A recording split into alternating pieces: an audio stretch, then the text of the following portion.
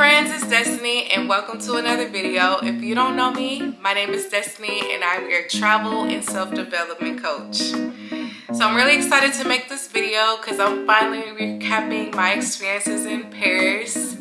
So recently I went to Dubai for my birthday, and as part of my flight to Dubai, I had 2 long extended layovers in Paris.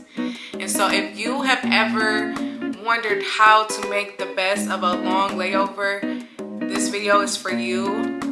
I spent about 15 hours in the first layover in Paris, and then the second one was only supposed to be about 8 hours, but it ended up being an overnight stay, which we'll talk about later in the video. But when y'all see the amount of activities that I got through in my layovers, like I got it done and I checked off most of the major landmarks in Paris and really made the best of my stopovers. So if you've ever wondered how to make the best of a layover, this video is for you, so stay tuned.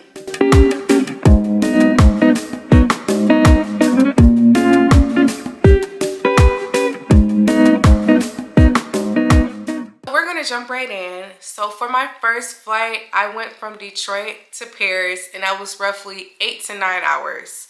So we left at 6 p.m. Detroit time, and I landed in the morning in Paris. So while I was on that flight, I got as much sleep as I could, and by the time I got off the flight, I was ready to conquer Paris.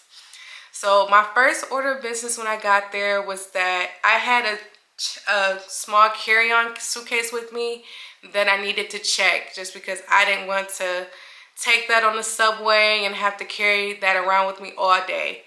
And so it took me about an hour to find the right counter, just because I had to go through immigration, and then there were so many different levels to the airport, and so I was stressed that first hour or so. And the thing that made me even more stressed was that I had an excursion that I had to be at by 12:45, and I landed at 8, so I had time, but also I was taking the subway to save money. And so taking the subway, that was going to take me about an hour to get into the city. So finally I get through the airport, and after going counter to counter to counter, I find the proper Air France counter for Dubai, because apparently for each country and each destination, you can only go to a certain counter. And so finally they directed me to the right counter, and I was able to check in my carry-on suitcase to my final destination.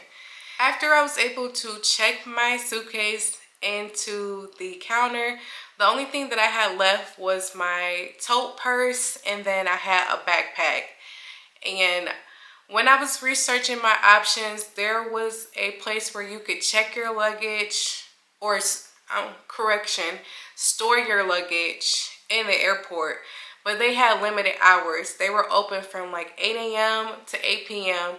and my first layover was until about 11:30 p.m.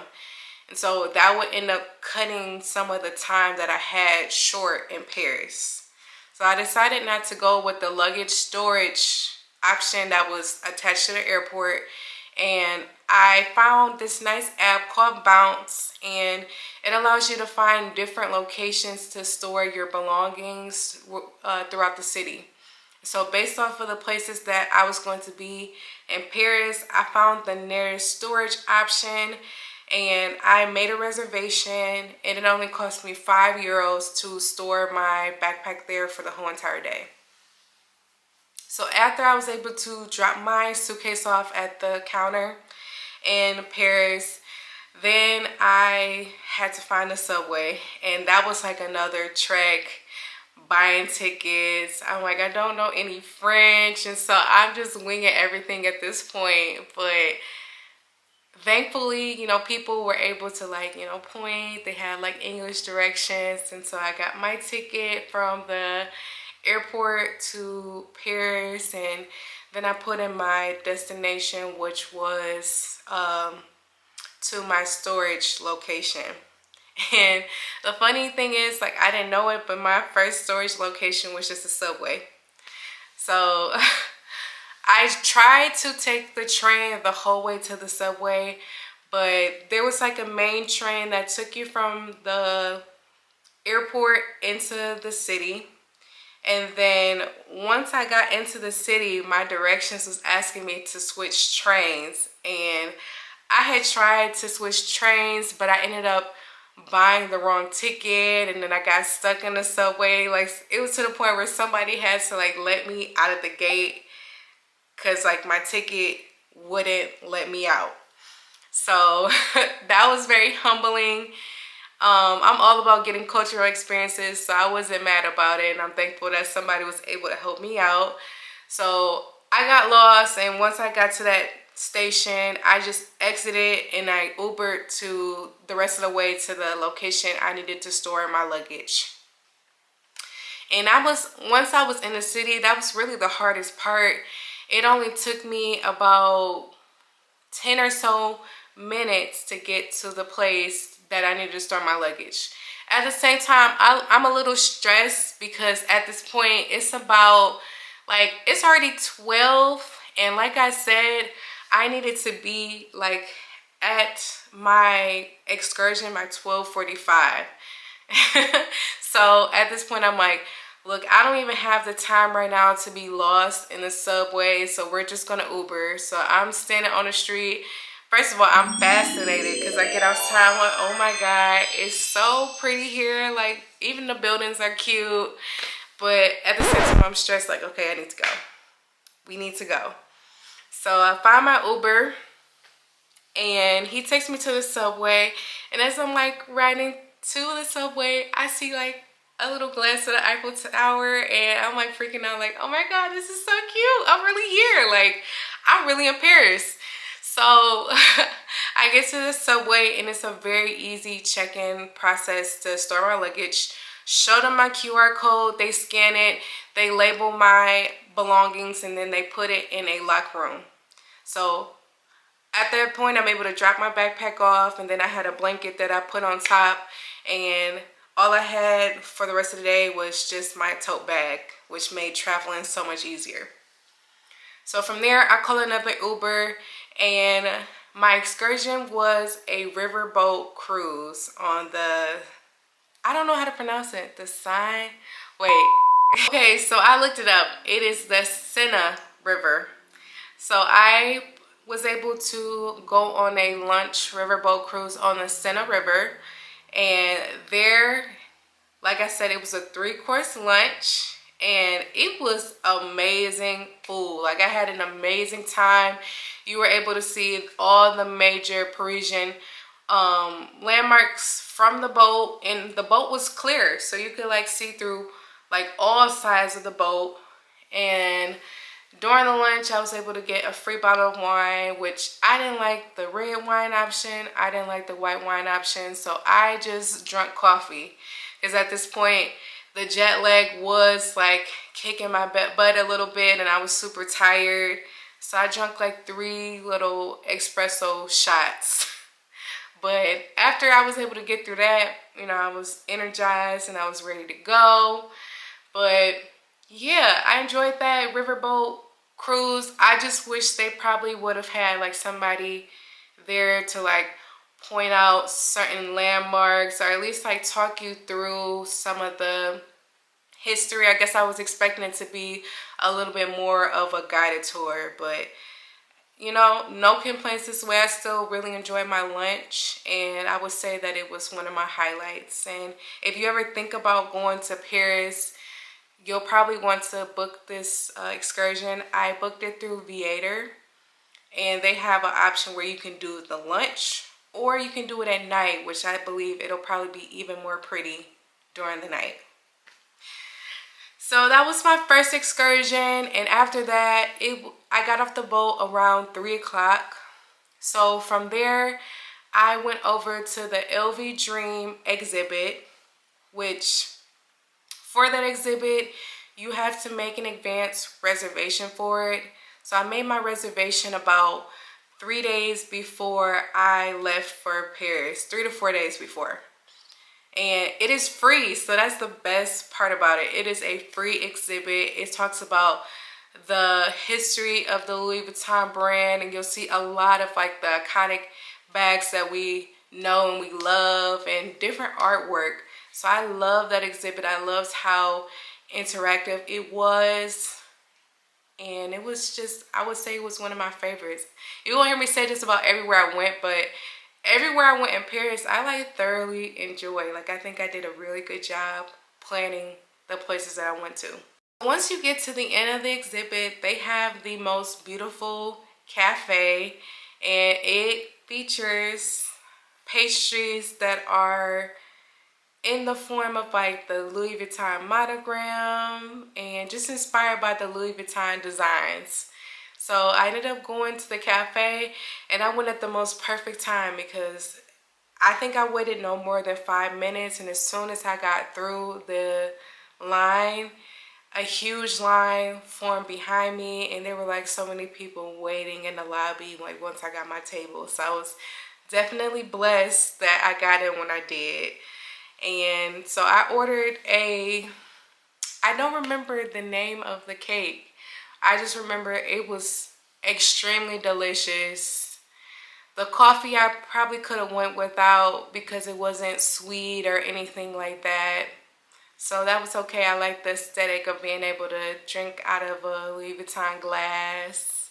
And then they also gave you 2 complimentary treats to chocolates to go with your meal. So going through that cafe, it was a little bit pricey. I don't remember exactly what I paid. I think I might have paid like maybe like 30 euros for it.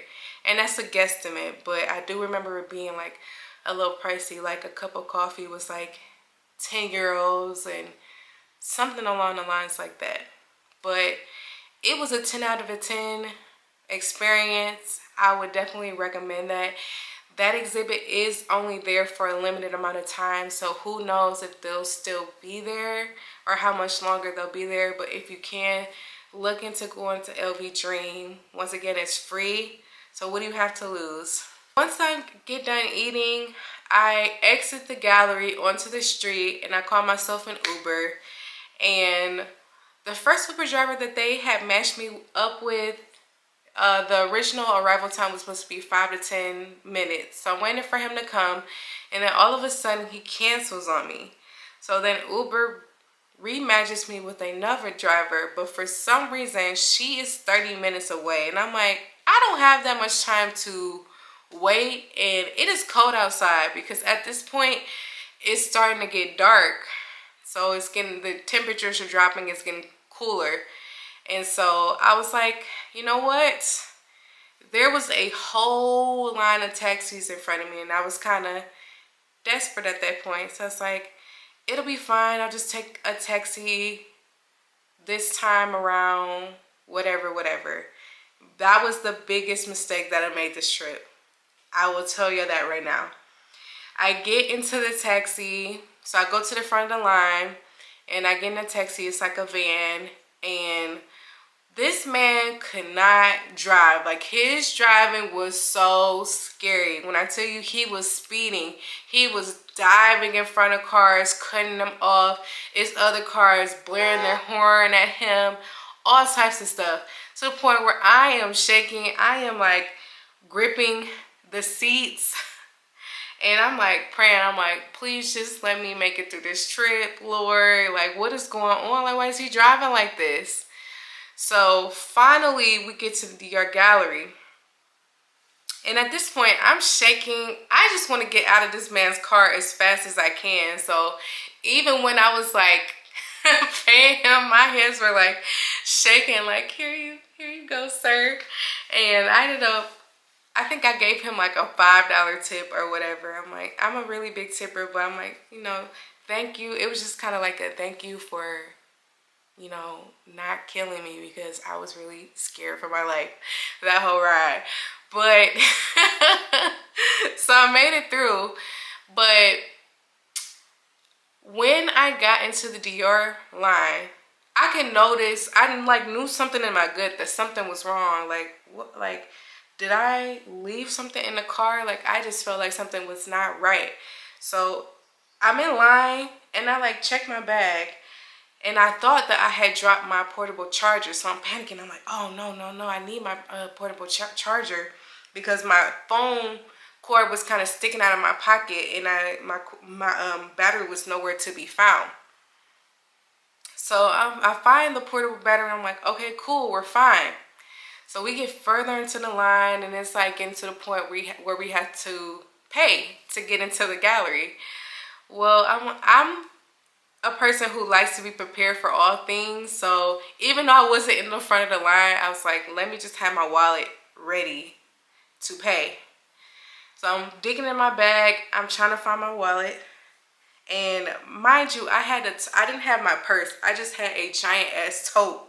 So it was hard to, like, you know, place everything and see where everything was. Well, my wallet was nowhere to be found. I'm like panicking at this point. I kind of stepped to the side at this point because the line is moving really fast. So I dumped my whole contents of my bag onto the dirty street of Paris, trying to find this wallet. It was gone. It was gone. Mind you, we are only one day into my week-long trip and my wallet is gone.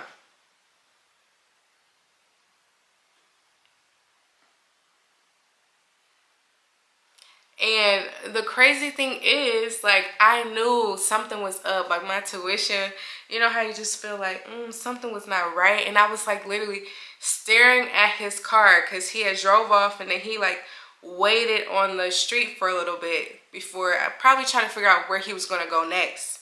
And I like almost started to run after his car, but when I found my portable battery, I was like, oh, I'm fine, I got everything, it's fine, it's fine. So I lost my wallet. It had my driver's license in there. It had like 2 major credit cards that I like using, and then I had probably about like 50 euros in my wallet. Gone. But do you know what I did have? I had my passport, and that's really all that mattered. At first, you know, I'm freaking out at this point because I'm like, my wallet is gone. But at the same time, me being the planner I am, I'm like, I do still want to like see this gallery since I'm here. So I go up to the lady who is checking everybody in, and I'm like, oh, I'm just wondering, like, do you guys use Tap Pay or Apple Pay to get in? And thankfully they did accept Apple Pay. So I was able to pay with Apple Pay because I hadn't canceled my cards at that point and get into the gallery. But at the same time, I like really can't enjoy the gallery because I'm just freaking out for maybe like the first 10 to 15 minutes that I'm in the gallery. I'm like, I can't believe I lost my wallet. I damn near wanted to cry, but I'm by myself in Paris. I'm not about to be crying in no bathroom and all these people staring at me.